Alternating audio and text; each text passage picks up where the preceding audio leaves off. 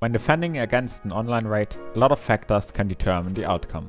And although I can't teach you how to PvP, I can tell you how to prepare your base for such an event. Online raid protection isn't as important as you might think, as most raids will occur offline. Just remember to the last time that you raided or that you got raided. It probably wasn't offline. But the bigger the base, the more important online defenses become. Now, I will give you what in my opinion are the most important things for online raid defenses in order of importance. And the most important thing that you have to have in your base to defend against online raids are bedrooms. To defend an online raid, you firstly have to be alive, as when you are dead, there's nothing you can do. But just a bed in your core or in your gatehouses isn't enough. You want as many beds per person spread around the base, so that never all bedrooms get destroyed. 2 per person is a decent amount for small bases and a minimum for bigger ones. And in these bedrooms, you want lockers with kits ready to use and defend with. These don't have to be best kits, as anything is better than a rock, even if it's just your old bow kits. If your base has roof bunkers, or my unlootable vending machine loot rooms, sealing those or turning around the vending machine is vital for the survival of your loot. As having these open will allow raiders to just take your loot and leave without needing to spend resources to get into them, which usually will make up the bulk of your raid cost, and making raiders spend more time rocketing will give you more opportunities to defend the raid. On place 3 we have external TCs. It might not be instantly obvious why external TCs are so important for online raids, but let's look at it from the perspective of the raider.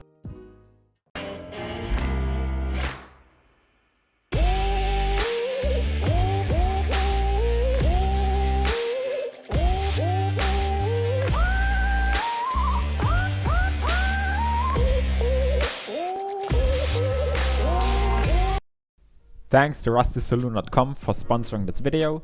This is a Rust skin gambling website with a variety of game modes.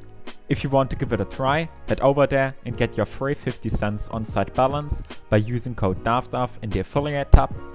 Once you are done and ready to withdraw, go to the withdraw page and click on the item you want and withdraw the item. Thanks again to rustysaloon.com for sponsoring the video. If you are over the age of 18 and can gamble responsibly, head over there using the link in the description below. And now, back to the video. Raiders succeeded in a raid if they either transferred the loot back to their base or have control of your base and were able to seal.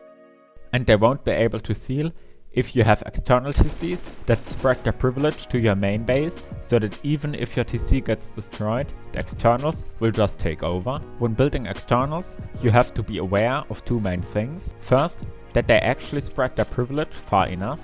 For this, you usually will build a path between your externals and your main base. If your base is tall, and raiders would be able to just replace the TC on top of your base, extending this path upwards with frames on top of each other is the correct call. Having a path like this is important, but you also need to make sure that it isn't easy to just disconnect.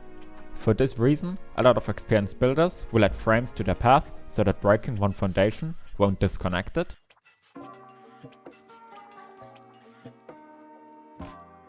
Next up, we come to external peakdowns, which you probably expected a lot higher on this list, as they usually are the focus when it comes to online defenses. It is quite obvious how external peakdowns can help during an online raid. Being able to shoot down at the raider and engage into combat whenever you choose is a huge advantage. But what makes good peakdowns? Peakdowns should give you good angles to engage raiders from. Good angles means that you have a lot of vision and vision of every place around your base. It also means that you can see the enemy better than he can see you, as otherwise using them will become an advantage for the raider.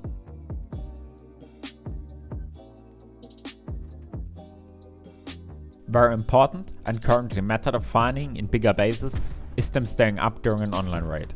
For this, stability becomes a big issue, as during a raid, your base won't stay intact but slowly get destroyed. And reducing the amount of walls your peaks are attached to will decrease the stability of said peaks and eventually make them crumble. This is why modern bases usually have a lot of frames on the outside of the base attaching to the peakdowns. Just make sure that these frames won't just also get destroyed if the raiders start rocketing your base. Another thing is that you shouldn't be able to fall through them. Falling down on the ground will either instantly kill you or just make you an easy target for raiders. Either way, falling through is a no-go for any peak. Now, let me give you some examples of external peakdowns in order how good I think they are. In place 1, we have ramp peaks.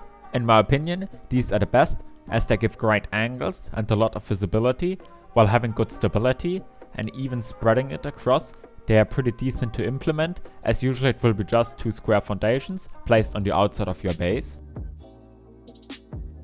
Number 2, roof peaks. These, same as ramp peaks, will give great angles, have good stability and will stay up for long during a raid, and can be used in a lot of situations where there are no other options. Ramp peaks. These will give you good angles that have a lot of range. The stability of these usually is okay but not perfect, as they won't attach to the inside floors. Next, door peaks. These are the standard, and the angles that they give are usually okay. The stability depends a lot on when they are used, but can be quite good, and they are by far the easiest to implement into any design. Last, we have multi-TC peaks. These are very similar to freehand peaks, only different in the aspect that they require additional external TCs and are a little less stable. After external, we come to internal peaks. For these, the same requirements apply as for external ones, and again, I will give you my favorite type. On place 1 will be something that you didn't expect. It is the half-height window peak. In the right situation, these will give you great angles. The stability of these are okay, and they are very easy to implement and can be used in a lot of situations where others can't be. On number 2, here again, there is the ramp peak. Again, with good angles, great stability, and this time it is a little harder to implement, as 2 squares next to each other in your shell is a bit awkward. Just make sure that they attach to the inside and not the outside ring of walls for stability. On last place, we have floor stack peaks. I hate these. The angles that they give are usually pretty good, but by nature of floor stacking, these won't have good stability, and also floor stacking in general is something that in my opinion is way too overrated. Least important is, if your base is a shell, splitting it up by using prison cell gates can be very helpful, as it will restrict raiders to one part and still allow you to shoot them through these gates. It isn't really important, but very easy to do, and the extra frames will also give stability to your peaks above, making it a win-win situation. Thanks a lot to Alligator, Batman Spy, Cool Burns, Raj, Ripsan and Ruststongs for joining the Bone Mask gang and becoming members and supporters of the channel and allowing me to make these videos. If you also want to support me, click the join button under the video and choose the tier that you want to support me from. I hope you enjoyed the video. Until next time, later!